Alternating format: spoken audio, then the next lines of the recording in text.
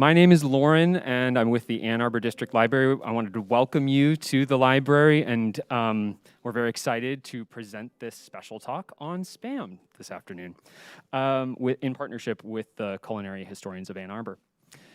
So I just want to have a couple of housekeeping rules. I'd like to ask that you turn off or silence your phones, please. If you need auditory assistance, we do have devices just in the inner room there. And further down the hallway, turn left and another hard right, and you'll reach our restrooms if you need those during the program. There's always a lot going on at the library. This time next week, that is next Sunday, the library will help celebrate Halloween early with our annual costume contest and a not-so-scary haunted house. So bring the kids, and it'll be a lot of fun.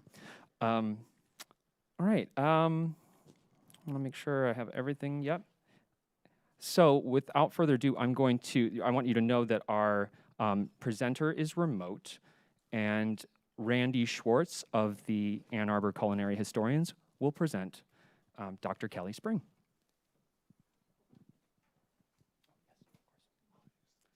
Okay, wonderful.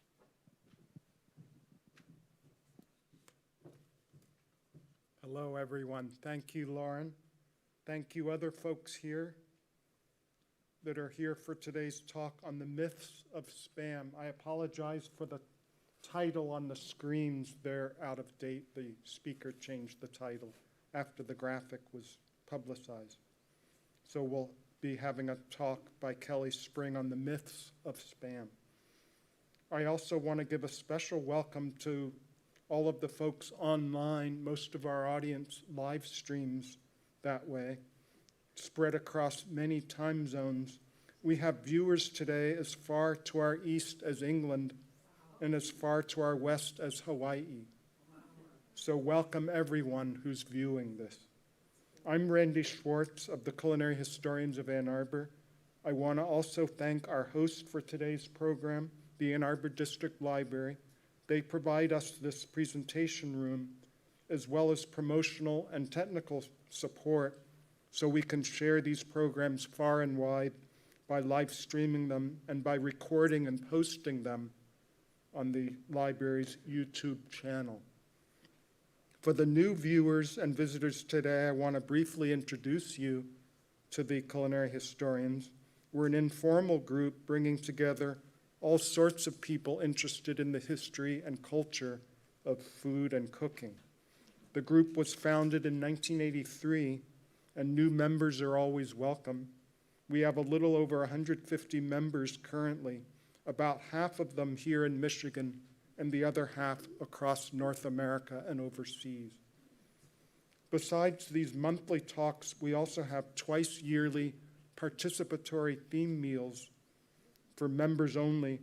The next meal coming up is on December 7 on the theme of the Gilded Age.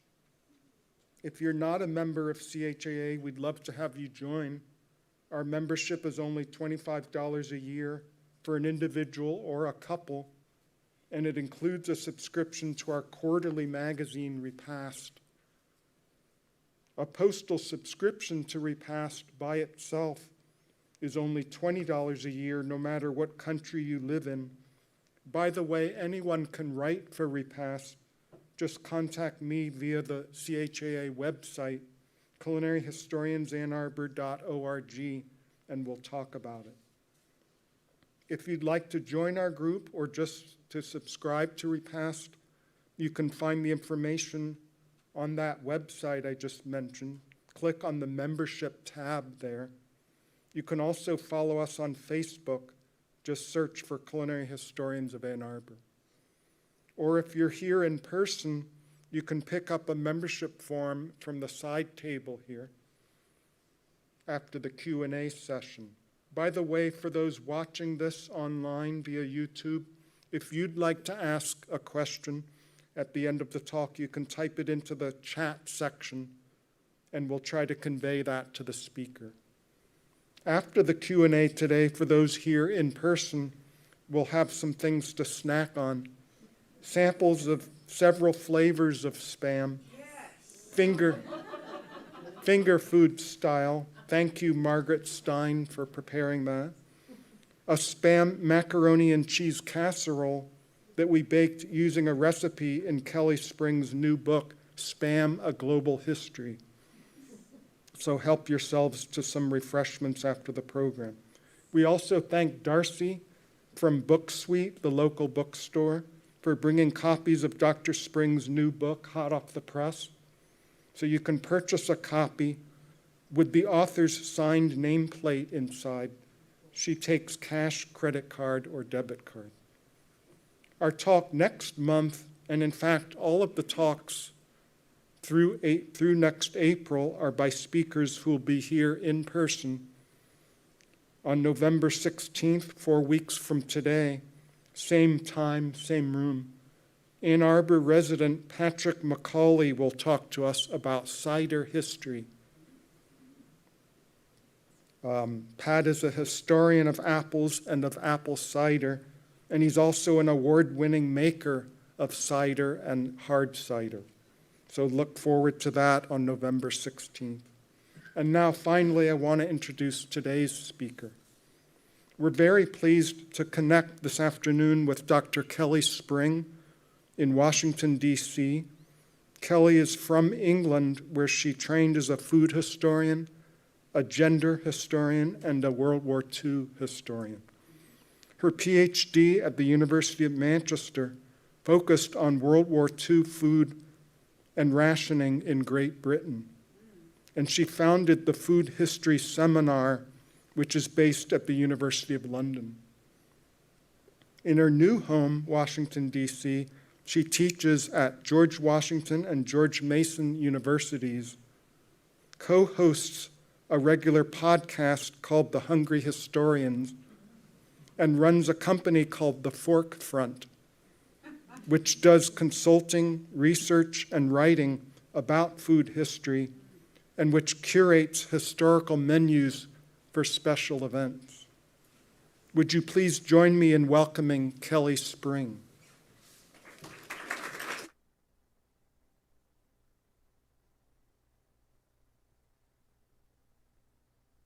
Hello, good afternoon, everyone. Good evening, everyone, depending on where you are in the world. Can everybody hear me okay? Yes, okay. It's lovely to be here. Thank you so much, Randy, for that excellent introduction. Thank you to the Culinary Historians of Ann Arbor. Thank you to the Ann Arbor District Library. Thank you to Book Suites for being there. And thank you to the audience online who I cannot see, but it's lovely to hear that we have people from England to Hawaii. I mean, that really show you the reach of Spam from history until today. And so I'm going to talk a bit about that today. Just out of curiosity, how many of you have eaten Spam? Just raise your hand. I can see the room in. Oh, wow, we have an enthusiastic crowd. Okay, that's great. I can't see the people on YouTube, but I'm going to imagine you all have also raised your hand because Spam is so popular and so well known. Let me just bring up my slides to share them with you. There we go. Okay, so today, there's so many interesting things that I can tell you about Spam, and unfortunately, I can't fit them all in this time, but I want to talk a bit about some of the myths around Spam, because Spam has been around so long and been in so many countries that it has interesting connotations sort of all over the world. So, oh, can't get it to go. Hold on, let me just get it going. There we go. All right, so I want to talk to you about 5 main myths that I've sort of boiled it down to. And I've listed them here. So 1, I'm going to talk about mystery meat. 2, I'm going to talk about the idea of ultra-processed food. I'm going to talk about Spam's name, its creation, its connection with World War II, and whether or not it's universally disliked in the world in today. So I want to give you a little bit of historical background to just set us off. So the Hormel Corporation was founded in 1891. So this was an interesting time in American history. So in the late 19th century, early 20th century, you have a huge influx of immigrants into the United States. So you have large influx of Germans, Irish, Italians, and so on. So many, many people. And so this increases the population tremendously And there's huge growth in demand for food, for agriculture, and included in this is meat. And so there's a huge expanse in meat production in the United States, and the center of that is in Chicago. So Chicago becomes this huge expanded meat industry. It has vital links in terms of train links and across the United States. And this large immigrant population that has come into the United States, many of them are found working in the packing houses in the meat industry in Chicago. And indeed, they're being exploited to produce this kind of meat that's in demand, sort of inexpensive meat. So at this time in American history, there's no work standards, there's no minimum wage. There's also no labor standards, and also no food standards. This is way before USDA inspection of meat. And so you can see a kind of gruesome picture of what it was like in the meatpacking houses in this time around the turn of the century. And indeed, many of you might know Upton Sinclair's work. So he was sort of a journalist, and he worked undercover in these packing houses for a few months. And he could see the terrible conditions that people were living in and working in, and also sort of the bad meat that was being produced. And he wrote this fictional account called The Jungle, which shows the sort of immigrant difficult conditions working in that. And so that's kind of the setting around this time when Hormel is starts to produce his company. And so I wanted to sort of set your mind to that. So a little bit about the Hormel family before we get to the Hormel business. So George A. Hormel, who founded the company, his parents came over from Germany in the 1860s. And I've given you a modern map of Germany, but you can imagine they came over in this big wave from Germany, along with many other immigrants from Germany at this time. So indeed, this story, this business, this history of Hormel is actually an immigrant story. So it reminds us of the importance of immigrants to the United States. So his family comes over to the United States, and they were meat packers and they were tanners. And so they bring this skill with them to the United States. And they join many other German immigrants in Buffalo, New York. So there's a large meat industry there at that period. And then the family later moves to Ohio. So George Hormel kind of has this in his blood already. He's born to it. He sees meatpacking and meatpacking industry and the business from an early age. And so, this is very good training for what comes later. So as a young man, he moves to Chicago in the 1880s. His uncle has a business there, and he starts to work in the meatpacking industry. And so that means he has a front row seat to this sort of firsthand experiences of working in those conditions, which Upton Sinclair later writes about. And so he sees the lack of sanitation, the lack of safety standards, and the poor meat that's being produced to feed the immigrants, which often makes people ill. And so this is really important for his sort of life lessons, and later feeds into his business model, I would suggest. Later, he sort of becomes a traveling salesman. So he travels around selling wool and hides for a Chicago-based company. And his route includes southeast Minnesota as well as Iowa. So you can see I've given you a map here of Minnesota. In the southeast, you've got towns like Rochester. You also have Austin, Minnesota, and he traveled through Austin, Minnesota many times on while he's selling for this company in Chicago, and he decides to settle down in Austin, Minnesota, and create his company. So the Hormel company was founded in Austin, Minnesota, as I said, in 1891, and it's still there. That's where the main headquarters are, and it's a very small town. It's a very sort of business-focused town. Many of the things in the town are named after Hormel. But it's, as a result of his work that he ended up there. And you can see a picture of him here on your screen as well. This is him as a young man soon after he started the company.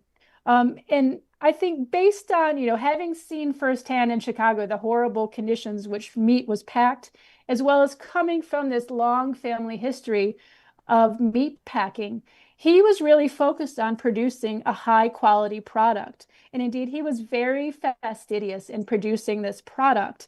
And so he's sort of the anti-Chicago meat industry, if you like, at this time.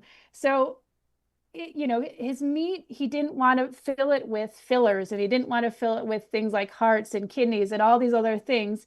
He focused on having high quality meats, and indeed that was part of his marketing.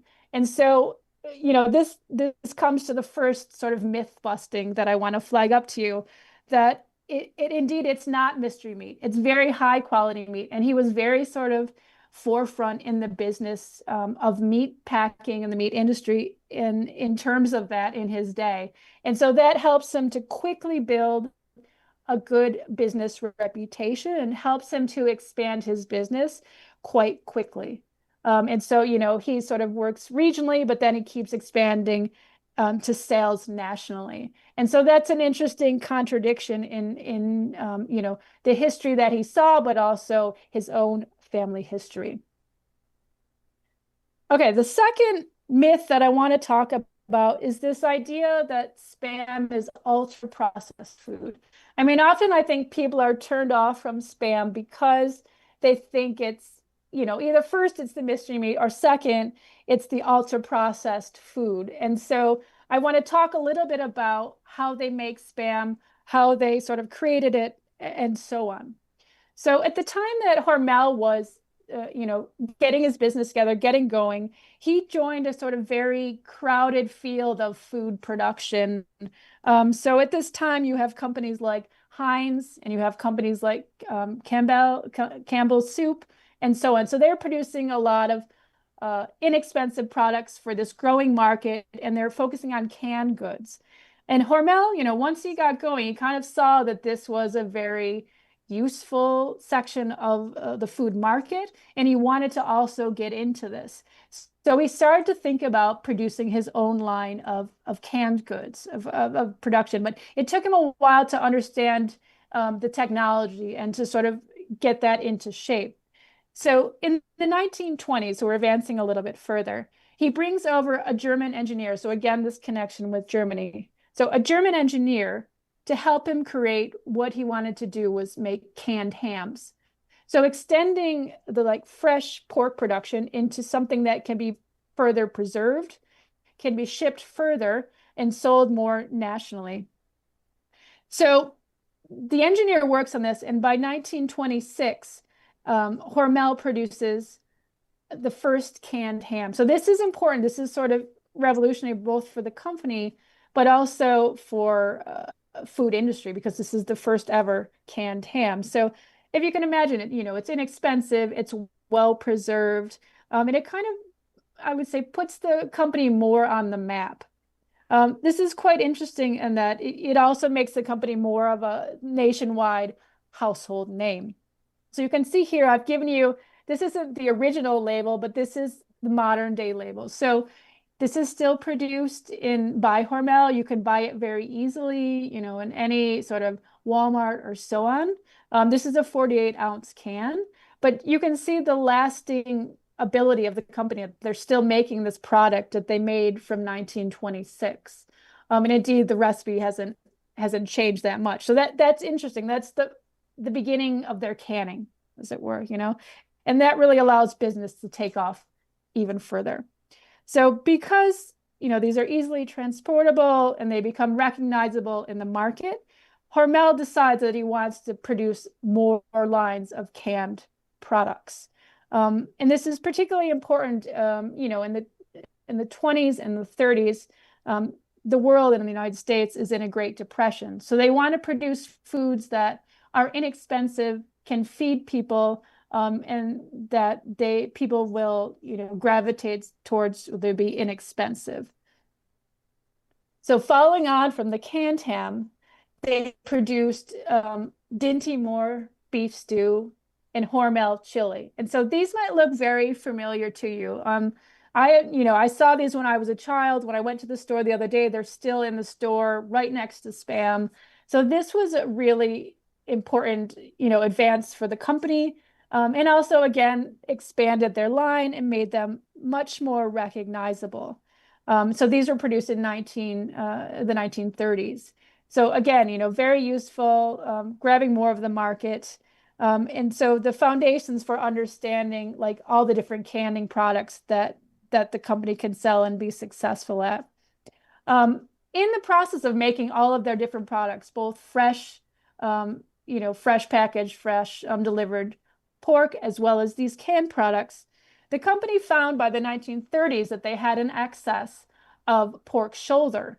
Pork shoulder was not very valuable at that time. They didn't know what to do with it. And of course, this is sort of cutting into their bottom line as well.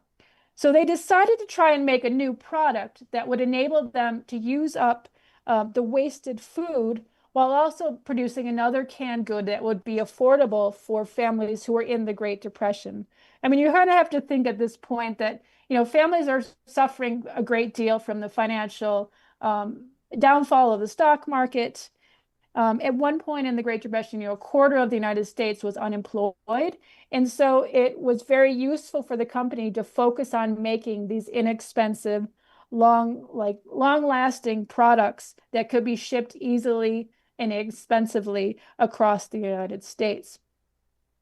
So of course, this is the moment that Spam sort of bursts onto the scene. So they take the pork shoulder and they combine it with ham, and then you get Spam. And so this was designed to be, easily prepared, readily eaten. It was designed to feed a family of four, and it was inexpensive in its day. So what I'm showing you here is not the original label. This is the label of a picture I took yesterday in the grocery store, but you get the gist. So it was in this shaped can. This has not changed from when it rolled off the assembly line in the summer of 1937. So again, this was a major step forward for the company, added a value to their can line, and also used up this underutilized product. And it became hugely popular with the country, both for its inexpensiveness, but also, it was a great valuable protein that they could have. And that's really sort of important to sustain families, especially in financial hardships. And again, this was a good moneymaker for the company. So I want to talk just a little bit about how Spam is made and what it involves. So what kind of ingredients are involved in it? So the ingredients for Spam are things that are, they're not things that you couldn't find, for example, in the grocery store, or that you couldn't find in your home. Most of them are recognizable, pronounceable, and it's really a short list. It sort of goes against this idea that it's stuffed full of all kinds of things that you can't pronounce or you've never heard of. So I've given you the list here. So it's pork with ham, salt, water, modified potato starch, sugar, and sodium nitrite. And let me explain a little bit about this. So this essentially is the original recipe. The only, I guess, two things that are different are originally when they produced Spam, it would have a layer of fat in it. So later on, they added, and this would have been in the post-war, they added the modified potato starch, and that allowed the fat to kind of emulsify and stay combined with the processed pork product. And so you no longer have that layer of fat that you would have had before without that. The other thing that I want to flag up is the sodium nitrite. So this is important in that it's a preservative. So it allows the product to stay longer, better longer once it's sealed in the can. So I guess experts vary in terms of estimating how long Spam will live in the can. So I think I determined it was something like 3 years between when you buy it to the best by date. I've also heard that it lives at least 5 years after the best by date. And I've heard other people say that it sort of lives forever in the can. So you can test it if you want. I have not tested it out, but it's an interesting debate about how long does this live. However, I should say, once you open it, surprisingly, spam does not last that long. So I've had spam and it lasts under a week once it's out of the can. So once you open it, you really have to eat it. It's no longer keeps that sort of preserved aspect to it. So that's really interesting, I think. Um, so spam also, I want to talk a little bit about the process of making it. So spam is, you can see it's sort of ground up. So it's mixed up the pork and the ham, all of the spices. So it's ground up first. Then it's put into the can that you see that you buy it in. It's vacuum sealed, and then it's cooked in a water base. And so it's basically like it's already cooked in the can. So once you get it, you can open and eat it if you want, which is a virtue if you are in the Great Depression and, for example, you are a migrant and you don't have access to fuel or you don't have access to some kind of cooking facilities or you can't afford the fuel. And so it becomes a valuable pre-cooked protein in the can. So that makes it very useful in the Great Depression for many reasons, I would say. And so as you can see from this list of ingredients and from the straightforward manufacturing process, that spam, while being processed, is not actually ultra processed. So if something is ultra processed, it's considered to be highly processed with a lot of additives and a lot of chemicals. And you can see from the list of ingredients that that's not the case with spam. And so I think it gets a bad rap for having that associated with it. And so it hasn't, undergone these ultra processes. And indeed, actually, ultra processed food didn't enter into the American sort of food system until the late 20th century. And so it sometimes gets this label, but actually that's incorrect historically speaking. So it's good to sort of not have that. And if you compare it to many of the other ultra processed foods which we eat today in the United States, it's less bad, I guess, for you. I mean, it's interesting that the existence of spam kind of complicates this debate around health and processed food. And I'll leave you to debate that. I mean, I don't encourage people to eat loads of spam, but I think it's really important to think about the complexities of associated with the food and that it's not as bad as people think, I think. So I will leave that idea with you to sort of ponder. And if you want to ask me questions about that or discuss that a bit more in the question and answer, happy to sort of chat more about that. Okay.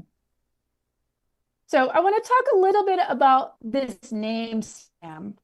It's quite an unusual name. And there's been a lot of speculation about what does this name actually mean? What did Hormel actually intend with the name? And indeed, I think the name gives it sort of intrigue or charm or people's interest. So in a sense, it's a sort of clever marketing name. Very often when I was doing my research, I would see that people thought that the name was a combination of spiced ham. So putting it together, you get spam, was often the theory. Sorry, there you go. So that was one main idea. And then there were a couple others that I came across. So others have said it's spiced pork and ham, or specially processed American meat, or in some of the historical literature, I would see some derogatory versions, which I will not go into here. But interestingly, Hormel doesn't actually tell us what spam means. It's really kind of mystery. So they never confirm or deny any of these names. And indeed, spam, in order to name spam originally, the company held a naming competition. So the person who named spam got a $100 prize. And indeed, it was actually the brother of the vice president who named it. So a little bit of nepotism there, and a little bit of insider detail about spam. But actually, there's no definitive answer here. So the myth about what the name is sort of continues on. There's no answer to that. So I invite you to make up your own names if you like. But it's just interesting because that's kind of very common myth about spam. Okay, let me go on then.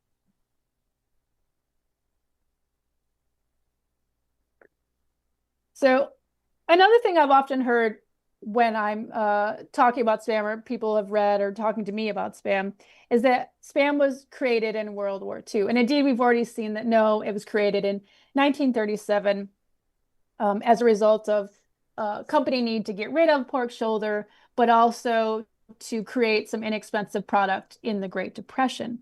But even though spam was not created in World War II, I think this is the period in history when spam really came into its own. This is the point when spam sort of exploded onto the world stage, and it really allowed the product to spread everywhere and to have this huge recognition, which we see today. And it's all over the world. And again, this comes back to our audience who ranges from Hawaii to England, and that's because of World War II. So that's really the heart of the story. And indeed, this is much of what I focus on in my book, is because it's such a vital part to this food history. And so you can see here, I'm sort of giving you a map of what the world and Europe looked like in 1940. So just to set the scene a little bit, many of you likely already know this, but World War II began in Europe in September 1939. And then by the spring of 1940, Germany had quickly proceeded to overrun many of the countries on the continent, leaving the UK essentially alone in the fight against Hitler. And indeed, the other part of the story is what was happening in the Pacific with the Japanese, which I'll come on to in a little while. So essentially, the UK is fighting the war alone in Europe. And the United States is very leery to get involved in the war because they had been involved in World War I and they didn't want to get involved again.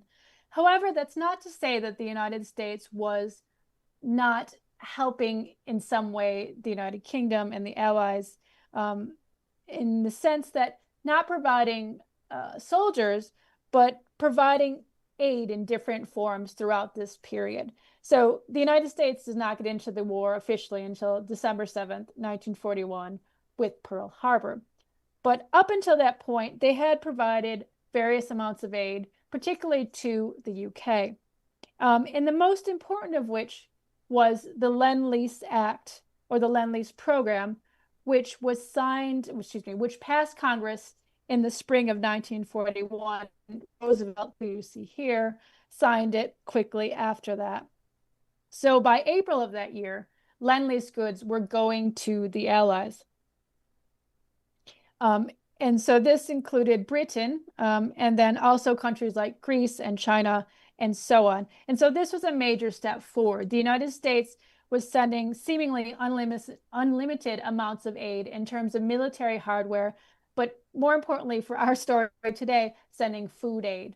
And this is a particularly important aspect of the Lend-Lease program. And so Hormel was particularly involved in this aspect.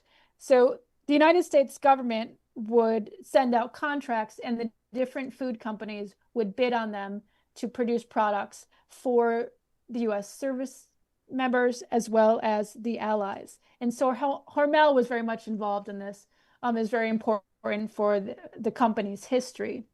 And so at its height, Hormel is dedicating the majority of its product line and its production to sending goods through the Lend-Lease program for the US soldiers as well as the Allies. And indeed, this means by 1944, the Hormel Corporation is producing 90% of its products for the military and Lend-Lease recipients. Interestingly, spam is included in this, and it's a big part of the story. But by my calculations, that means more spam was going to US service members as well as the Allies than was present on the US home front in World War II. So spam was in the United States in World War II, but there was much more going to the Allies. I mean, they really needed it in terms of the protein. So that's really interesting. This American company is really focused on shipping where the need was the highest. And it's important to note also that the bulk of this aid, including the food aid and spam, went to Britain, the British Empire, and the Commonwealth. And so, for example, the UK, Australia, and New Zealand received the highest amount of aid, and it's approximately $10.3 billion, sort of illustrating the central role that Lend-Lease is playing to help these other countries um, sort of support them through their war effort before we got in the war, and even this continues to 1945 while we're in the war. And let me say a little bit about Britain. So in Britain, rationing starts in January 1940. And so things like meat, cheese, bacon, fat, and later sugar, milk, and eggs were limited. And so you can see here, I've got one of the ration books. And so this was limited. They had age groups. So adults had one group, children had another group, and like the under fives had another group. So they got varying amounts of the ration. The picture over here on the other side, I should point out, is the first batch of food aid coming from Lend-Lease to Britain. And so you can see kind of the fanfare that's involved there. This is really important. Britain really needed it because they're under rationing. And the sort of, it added to the amount of food that they had. So in addition to rationing in Britain, they also had something in 1942 called the personal points system. So this was food that was not in large enough quantities to be guaranteed on the ration, but it allowed for distribution and availability in large numbers to customers. So customers would get between 16 and later 24 points to spend on these goods.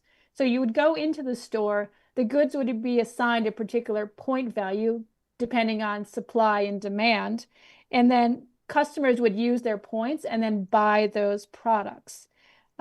So this was particularly important for goods like rice, breakfast cereal, and tinned foods. And so this again extended their ration system and the variety of food that they had on the home front. And so this is where we kind of pick up the Spam story. So in 1942, Hormel begins shipping Spam to the UK through the Lend-Lease program. So they send the 12-ounce tins like we saw, and they also send bulk size tins. And this food that they're shipping, the Spam, gets integrated into this personal point system. So that means Spam is a really vital food for the British rationing program. And so we are really contributing to helping feed the British. And so overall, it's estimated that about 10% of Britain's total wartime food supply comes from the Lend-Lease program. And so Spam is an important part of that. So it's kind of remarkable to think about the American integration of this food into the British foodways and food systems. So it adds important calories, it adds meat because it's rationed, and it becomes a kind of constant presence on the British wartime landscape where it hadn't really existed before. And this was a constant presence whether or not the British liked it, and that's important also. So because it was very valuable, because it fed people, and it became through the aid, you sort of needed it. And so you could see it in all different forms on the British home front. It's sort of interesting the variety in which you could find it. So, people would be having it in their homes. They would make Spam sandwiches from it. You could see Spam and egg recipes in the newspaper to make it, or recipes that they would talk about on the newspaper, on the radio. You could see it in cafes. You could also see it in restaurants. I mean, even in some cases, they would try to fancy it up or even hide it by giving it sort of fancy sounding international names like Escalope e Magione, which is Italian sounding name, but essentially it's Spam that's breaded and fried and then sort of over a bed of mixed sauteed vegetables. So sometimes they tried to hide it or make it sound fancier than it was, but they had so much of it and they needed it to extend their ration to sustain the war effort that it was everywhere all at once, I guess you could say. And in some cases, it took the the place of traditional British meat dishes because you couldn't get the meat so much because it was rationed, and so they would use Spam instead. I remember there was one woman I interviewed about Spam, and she said that she was at boarding school in Britain, and she had like a Spam stew or Spam soup, which wasn't popular, but it was useful anyway. And so that brings me to the idea of um, what do the British think of this? What is the British perception of the Spam, kind of invasion of American Spam during wartime? People are queuing here, you can see in the photo, for all different foods because many things are rationed or on points. And so in the same way that, there's all different foods available. So Spam had a range of perceptions by the population. So when it comes in 1942, some people are really, really thankful and really praise the presence of Spam in Britain because, they had to sort of have this rationing of meat and added it extended what they could make their dishes out of. And so you see this praise for American food. You see it sort of equated to kind of an American gift or, synonymous with the kind of American lifestyle, a kind of luxury almost. And you can see this written up in newspapers and the way people talk about it in their memories. And I find that really fascinating. So very, very positive idea. However, you also see a spectrum. So particularly as the war kind of drags on, and people are continually confronted by Spam, you can see more and more sort of dislike of Spam. They're continually having to eat it, stretch the ration with it. Along with war fatigue, you start to see in the newspapers and the radio and the way that people talk about it, this kind of Spam fatigue. People are getting sick of it, having to have it all the time. So it very sort of swings the pendulum depending on what time in the war we're talking about of people's interest in Spam. It's sort of a weariness that comes over them because of this. So people saw its virtue, but also people sort of disliked it in that way. And I gave you an example here on the screen. You can see, I'm sorry, it's a little bit blurry, but this is a cartoon that appeared in a British newspaper in sort of the mid-war. So in the bottom it says, "Sorry, dear, but it's our sausages and Spam again." So, you've got this sort of female lion, sort of AKA the busy housewife in Britain on the home front, serving it to the man here, and he looks very disgruntled by the idea of another Spam meal. So it sort of suggests to you the variety of opinions of Spam, as it were. But it did have its important, aspect to it. The other interesting thing is, as I said, a lot of the Spam went to servicemen and women. And so a credible amount went to them to help feed them both on the American home front when they were here and when they're stationed abroad. And so you see it showing up in mess halls, you see it showing up in field kitchens and so on. And so this is interesting because they asked Hormel and other companies such as Moore and Treat, which were meat producers, to produce something called defense ham.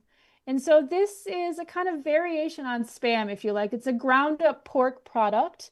And this is particular for the military. And so it was a ground up pork product, which had a longer cure and a heavier smoke.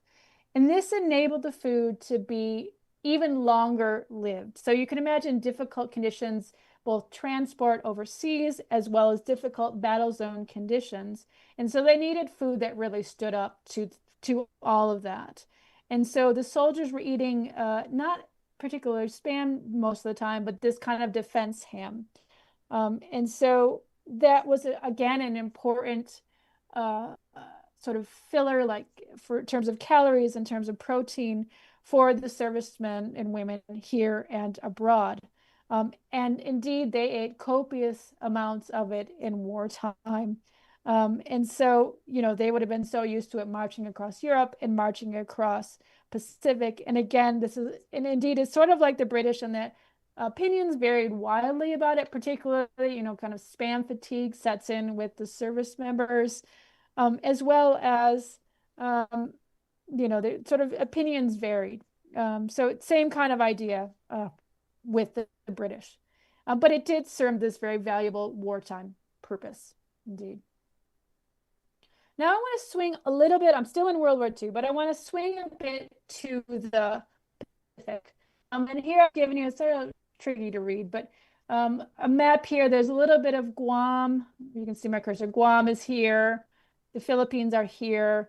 Um, and essentially, the American servicemen and women are sort of starting out from Hawaii, and they're, you know, going towards the home islands of Japan, and they're liberating the countries as they go. So in this case, Spam is also serving a very vital purpose. So as I mentioned before, Spam is cooked in the can. You can eat it right out of the can. There's no need for fuel or cooking facilities. And so as the soldiers are going into these decimated war zones, they're finding people that are hungry, that are dying from malnutrition. And because Spam does not need to be cooked, you can easily give it to help feed the starving, the hungry. And indeed, it's a good source of protein. It's a good source of calories. And so, the soldiers are doing this, and they're, everywhere the soldiers went, they leave a trail of Spam. And people are getting their first taste of Spam when they've never heard of it. They don't know what this is, but it's vital to sustain life. So in this sense, I want to focus just three places. My book goes sort of more on about it, but I want to just focus on these. So one of the places is Guam. So in August 1944, the U.S. military recaptures Guam, and you can see here there's this sort of towering can of supplies. I think Spam's in there, and that's on Guam, and this is the Guam's flag. So the local population here, who are known as Chimeros, are given this kind of food aid, such as Spam and other imported American goods, to help feed them and sort of build them up when the Americans reoccupy the island. The military also finds Guam a very useful strategic position in which to sort of launch attacks against Japan as they're working towards the Japanese home islands. And so Guam experiences a huge expanse of military construction once the Americans reoccupy the land. And so because of that, there's a huge sort of bulldozing of prime agricultural land that the native people would have used for producing traditional foods. And instead, the military is having to build buildings, airstrips, and so on. And this reduces the land that people need to grow foods. And often people were moving away from agriculture to office jobs to help the military support their efforts, or to construction work to build the airstrips. And so you see this shift in foodways and in food traditions. And so people start to eat much more Spam. There's sort of starts to establish a pattern of long food imports because they don't have the land to grow anymore. And so that's an interesting dynamic that's a direct result of the wartime. You also have in the Philippines, similar kind of idea. So by early 1945, the military frees the people in the Philippines. Again, they come ashore and they find people starving, malnourished. They give them Spam as an important stopgap against hunger. And then this becomes sort of ingrained in Filipino food as well, and sets up this long-term idea of American imports. So it serves both as an important food to reduce the high level of food insecurity created by the war and Japanese occupation, but it also becomes a kind of prized high protein food that's synonymous with American culture and American servicemen. So as I said, as Americans go, that Spam is sort of leaving this trail, almost sort of breadcrumbs, if you like. And the other place I want to talk about is Hawaii. Many people, I think, are familiar often about Spam's role in Hawaii and the popularity today. So Hawaii was already an important military center before the war, but became even more so during it. And even today, it's the center of Indo-PACOM. And so there's a huge expanse of the military facilities on Hawaii. There's a kind of curtailing of agriculture and a curtailing of fishing because the military is doing all kinds of activities and needs to focus on the sort of war effort. So again, Spam sort of makes its way into the Hawaiian diet because of the servicemen that are there and that kind of influence.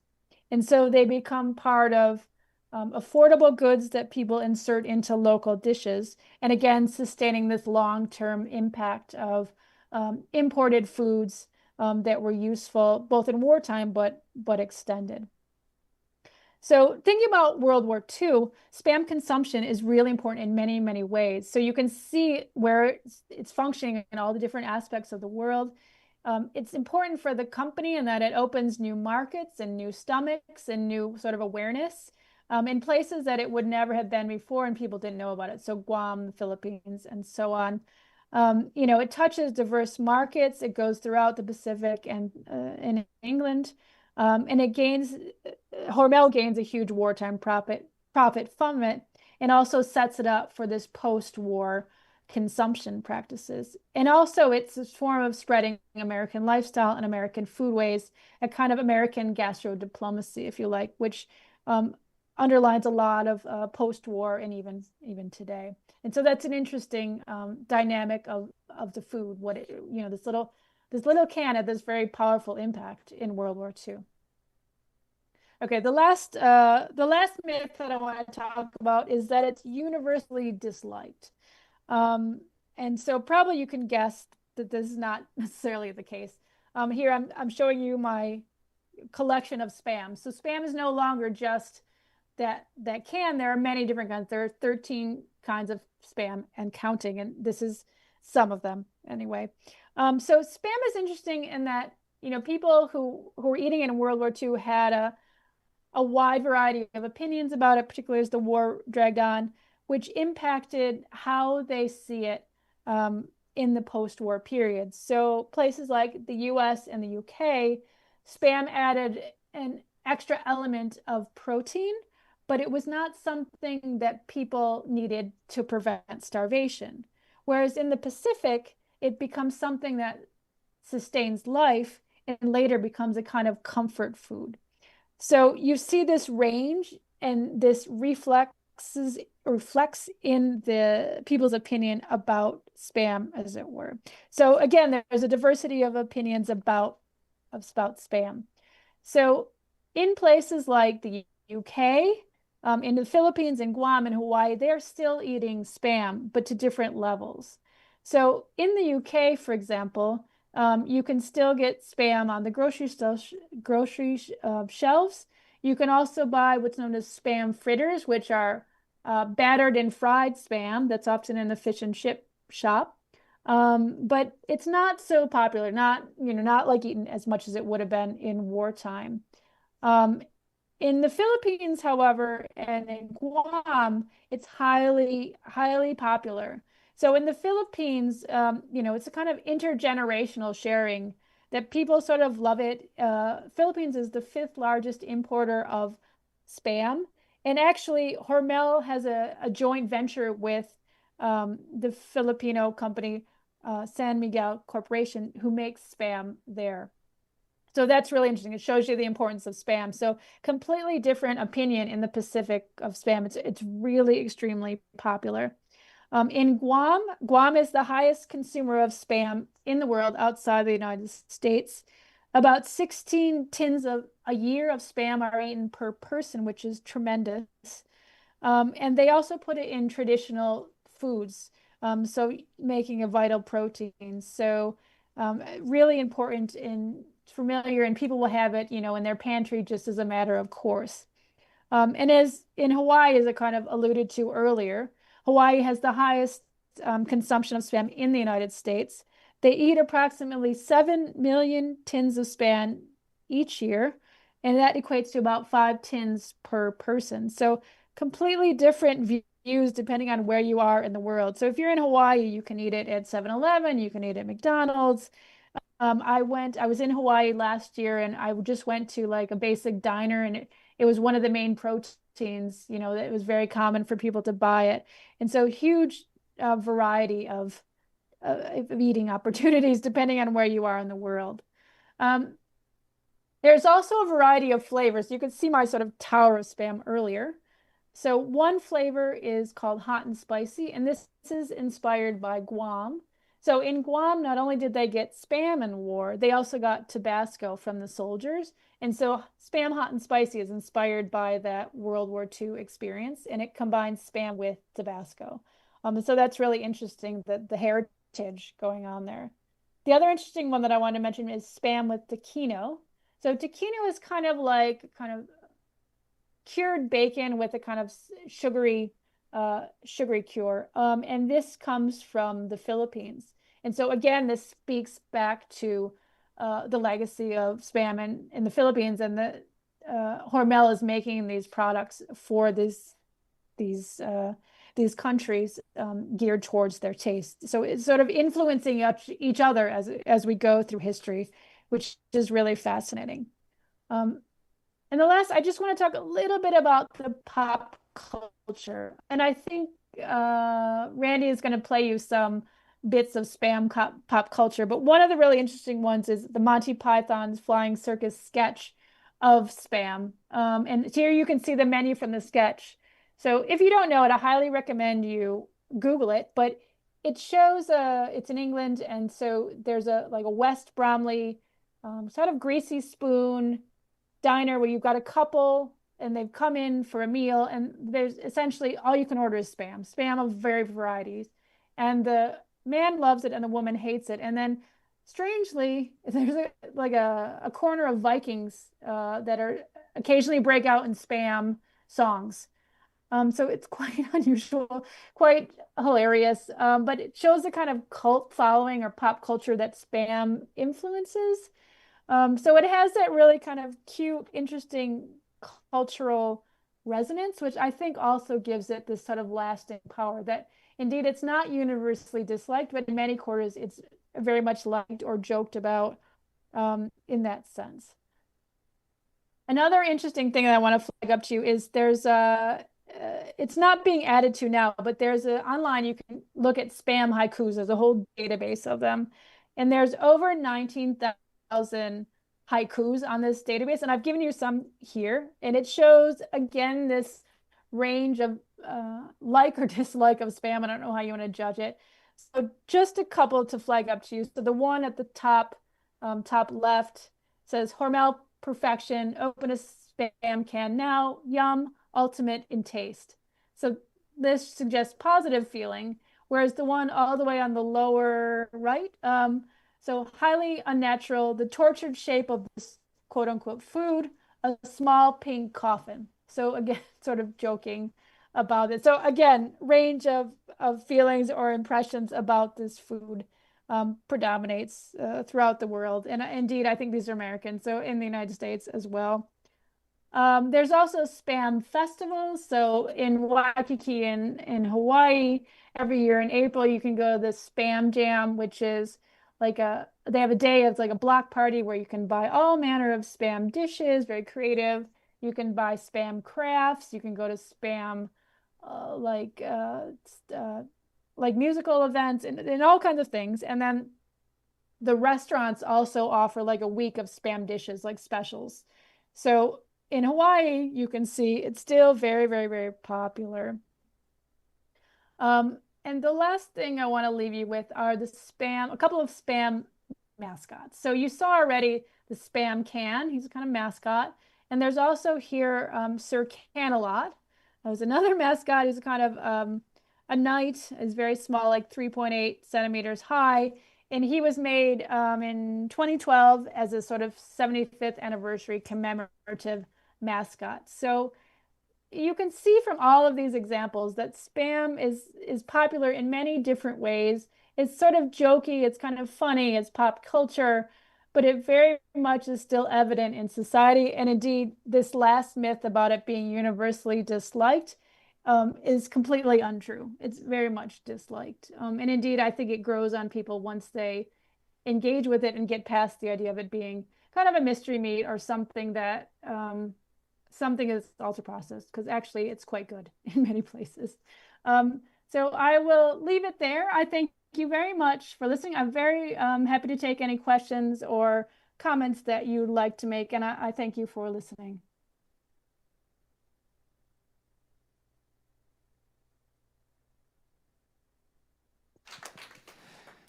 I have a microphone, and I'm happy to walk to someone who has a question. I I did grow up with Spam and Oh, fabulous. yuck, but then in later life, about 20 years Oh, yuck. ago, Okay. Yeah, yeah. I was in Seattle and had was at friends, and they made bacon using Spam. So that's not bad. That's not bad. But my real question is, Yes. Spam came up the same time as canned, let's see, Venezuelan beef, corned beef. Corned beef and Spam must have very similar trajectories, right? For the war, too. Yeah, I would think so because you can see corned beef is important. I think they gave that to the servicemen as well, and that if they had it, that would have been useful to give to the populations, and I'm sure they probably did because it's crucial for that. I haven't done that history. That would be really interesting to do the history. And I'm also glad to hear that your Spam opinion has changed as you've had different experiences. Yeah, yeah. Well, the Thank- only reason I bring that up is that in Indonesia, the Philippines, they also have enormous cans of the beef. Oh, canned beef. Yes. Canned beef, yeah, yeah. Oh, that's great. Yeah, my budget did not stretch to the Philippines. I would have loved to be on the ground. So that's great to know like what is kind of similar that's in that market there. Yeah, absolutely. Thank you. I was actually also going to ask you about corned beef, particularly on the UK front, with which I was also brought up. Argentinian corned beef, Right.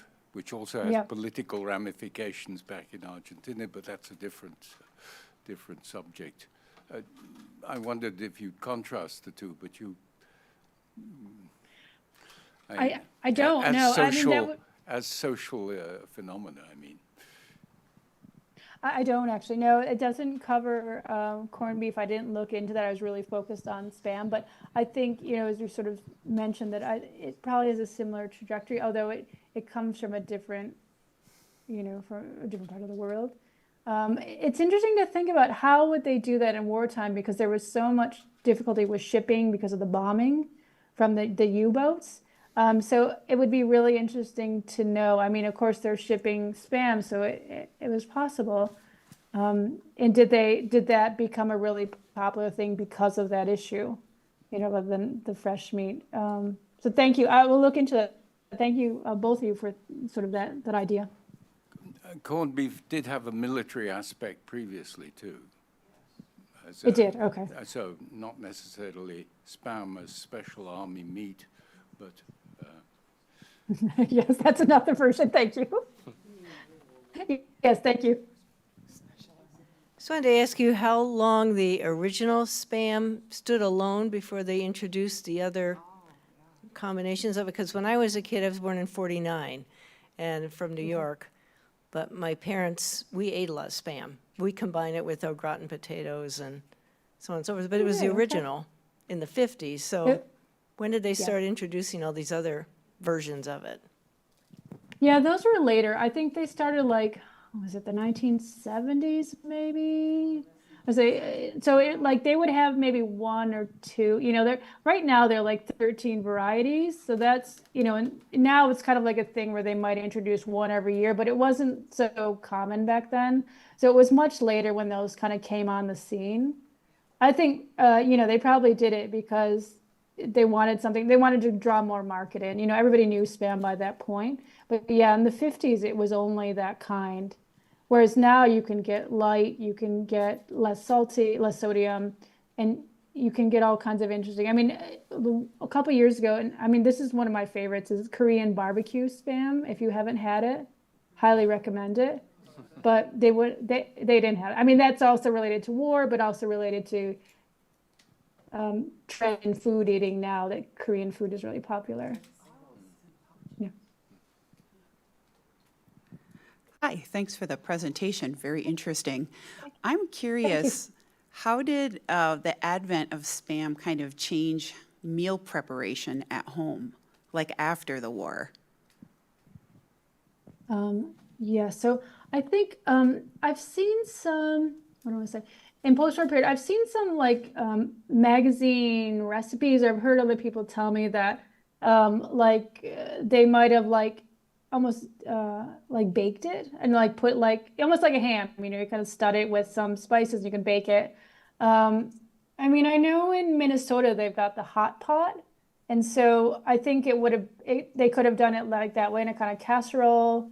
I think the one lady very kindly mentioned about like with scalloped potatoes. So it could have been all different ways, you know? And I don't really go into the book about like the 1950s, but by that point it was very well known. It would have been widespread and it would have been common to eat it. So I guess Spam is so versatile. You could do all kinds of things. I think Spam sandwich also would have been really common. To many ways. Yeah. I'm kind of interested in your book. Does your book go back to when Hormel came over from Germany and created the business? So you go back that far? I mean, do, your yeah. book So goes into I that- thought I couldn't tell the whole story without telling that. Okay, So I have but a that's- chapter about the family coming over, and then his early years, and then the creation of the business. Okay. I don't get to World War II until like chapter 2 or 3. Yeah. Okay, yeah, because I've read a book called Save the Delis. I don't know if you've ever heard of that. And being from New York, I was born right, and yeah. raised on deli food, German, Italian, and Jewish delis, which no longer exist yeah. on the North Shore of Long Island, where I was born and raised. Oh, really? Okay. But it's a very interesting book, but it goes back to Save the Deli, when thank the Russ family and so on, so the early deli people came over from Germany and the yeah. Jewish guys, so, okay.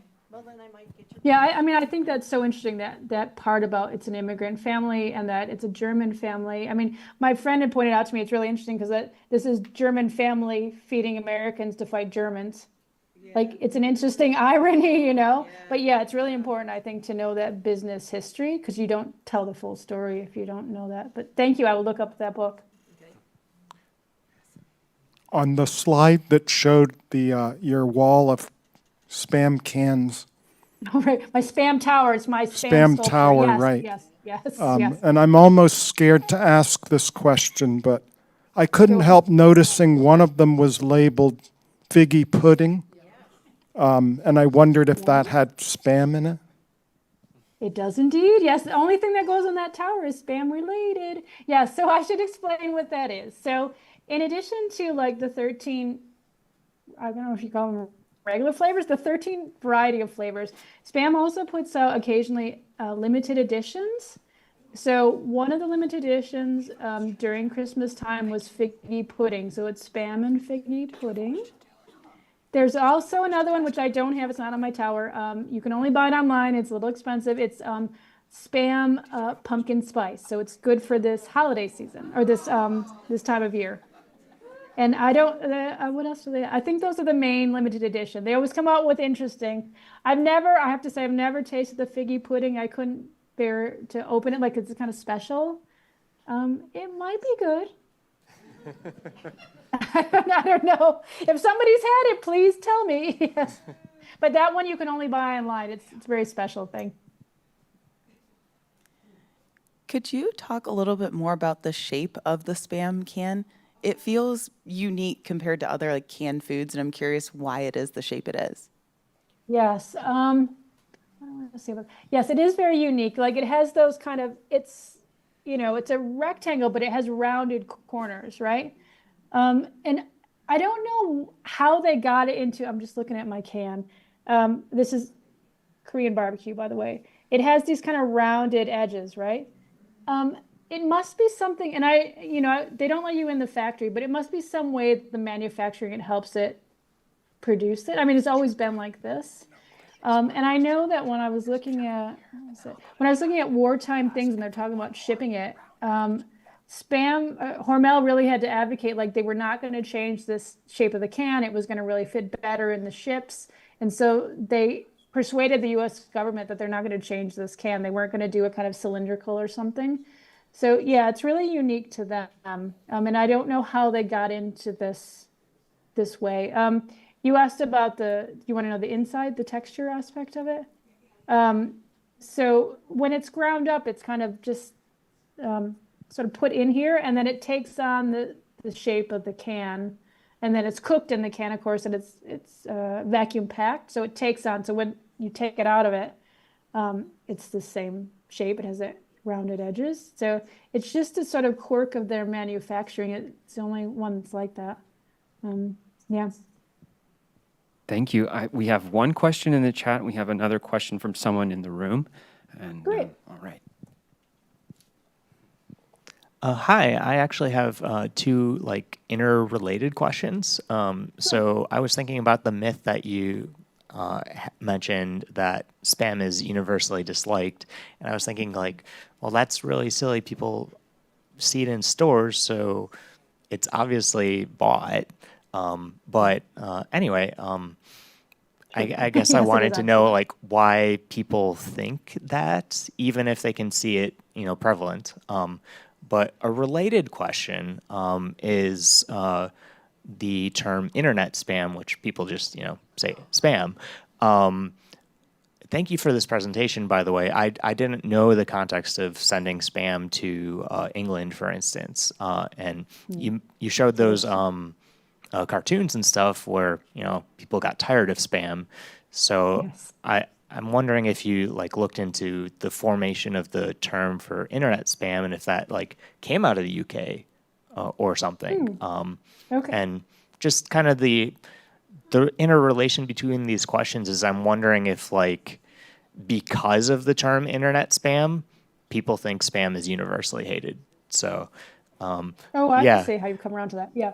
Yeah. Okay. So sorry, interrelated questions, but curious what your thoughts are. No, okay. Yeah, thank you. Those are good questions. Okay, I'll take your first one about universally disliked. I think I can say, I can almost say people relegate it to a lower status. So they think yeah, it's on the shelf, but who's going to buy that? Nobody's going to eat it. There's other things to eat. And so there's that kind of idea. So even though it makes sense that it's on the shelf and people are buying it, I think because people don't like it, they're like, well, nobody's going to buy that. Or everybody hates it. They don't meet people who like it. I think I'm going to guess because I think also because not as many people eat it in the United States, so you can kind of get that impression, even though it's not true.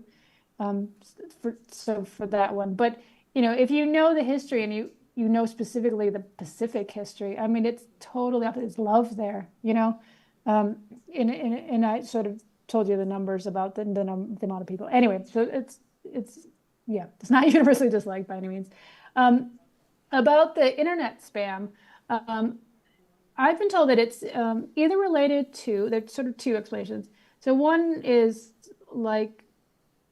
sorry, maybe I should say one. It's there's the Monty Python skit. The troupe went on to make Spam-A-Lot, which was a play related to spam, and they kind of repeat this word spam, spam, spam, spam, spam, and so it's kind of like when you get spam email, that it's repetition of all this rubbish, and so that's how you get it. So it's not necessarily British in the sense that people were getting sick of it. It's more of a modern take on that. So and then your sort of connected aspect about universally disliked and internet spam isn't quite connected, if you see what I mean. Yeah, I hope that answers your question, but do ask me if I sort of haven't covered it. I mean, I realize it's not connected, but for me, I'm a millennial, and I didn't know most of the history that you presented. And Sure. Because of the term internet spam, it kind of suggests to me that spam is not liked. And so I guess I was wondering if this new term perpetuates the myth, and if you looked into that at all. I see. Thank you. That's interesting. How can I say that? I haven't looked into it perpetuating the myth, but I almost think maybe you're millennial, so you can tell me. You're a little bit younger than me. I think younger people don't know spam as well. Right? Are the audience saying yes? Are you guys saying yes? That's true. Yeah, so I don't know if the idea of internet spam really perpetuates it, because I think there's almost a disconnect depending on age and the product. Is everybody going to agree with me on that? Okay. That's just my idea. But thank you for that. I'll think a bit more about that. Thank you, Dr. Spring. I just want to honor everyone's time and say I'm going to read one question from the chat for you and ask if there's any one last maybe burning question from the audience before we get to enjoy some spam together. Oh, yes. I want you to have time to enjoy Yes. it. Okay. Great. So I'll read this question. How difficult was it to research the history of spam? Does the Hormel company keep any archival material, or is a lot of it from historical accounts or advertising? Thank you. That's a good question. Yeah, I could have a long answer. I'll try to keep it short because I want you to get your spam. So the research is part my experience, my personal experience abroad. It's also part my PhD experience, research, and then part just me researching other things. So let me explain that answer a little bit. So before I did my PhD in history in the UK, I was an English as a second language teacher, and I lived in South Korea. And so I know today I didn't talk about Korea, but there's a chapter in my book in Korea. Spam is really important in Korea. And so for that chapter, I took my firsthand experience and this expanded on it for research. From the PhD, because I looked at Britain and World War II, and I looked at the home front food and gender, I could see that there was spam in there, and I knew the history a little bit. So this project gave me the opportunity to expand it. And particularly when I did that chapter was originally the beginning. It's chapter 3. Chapter 3 was the beginning of the research. And I thought this was just going to be an article. And so I did that research there, and that's related to newspapers and it's related to radio. And so one of my friends said to me, well, why don't you, there's a call for books. Why don't you make this a book? And that's what happened. So, I have this kind of combination of like personal experience, which I had in my mind already. I knew the knowledge, and then expanding it little by little. And so when I get to the book, I got to expand to the Pacific, which I didn't know much about other than Korea, a lot more about Hawaii. And so it was a kind of combination of things that came together, really. And it was just fun to do. It was my pandemic project. So I started it when I had a lot of time at home, and I was like, oh, why don't I just research spam for fun? And then it turned into a book. I mean, that's what I do as a researcher, because that's my fun. Excellent. Well, thank you again, Dr. Spring, and thank you you so to much. the culinary historians of Ann Arbor. Thank you. Thank you all so much.